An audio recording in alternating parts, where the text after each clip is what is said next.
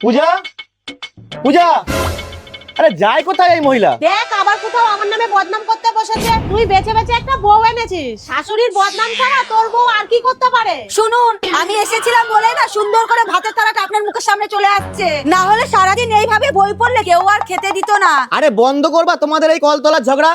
এই নাও ছেলেকে ধরো। বাহ, 10 মিনিট রেখেছে কিনা রেখেছো, অমনি দেওয়ার জন্য ব্যস্ত তাই না? এমনি এমনি দিচ্ছি না, প্যান্ট ভিজে গেছে তার জন্য দিচ্ছি। নাও। তুমি এত বড় হয়ে গেছো, তোমাকে এখনো প্যাম্পাস পরিয়ে রাখতে হবে? হিসি পেলে বলতে পারো না?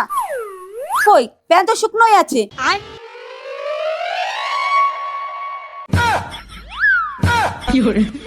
যত সব। আপনি খাবেন? খেতে দেবো? দাও।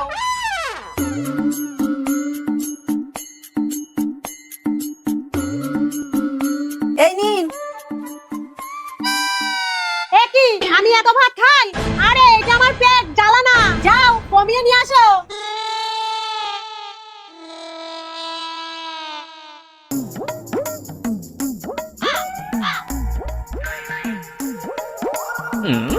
তোমাকে না মা বললো ভাত কমিয়ে দিতে, তুমি আরো বাড়িয়ে দিচ্ছ। কে কতটা খেতে পারে সেটা আমি জানি, তুমি শুধু দেখতে থাকো।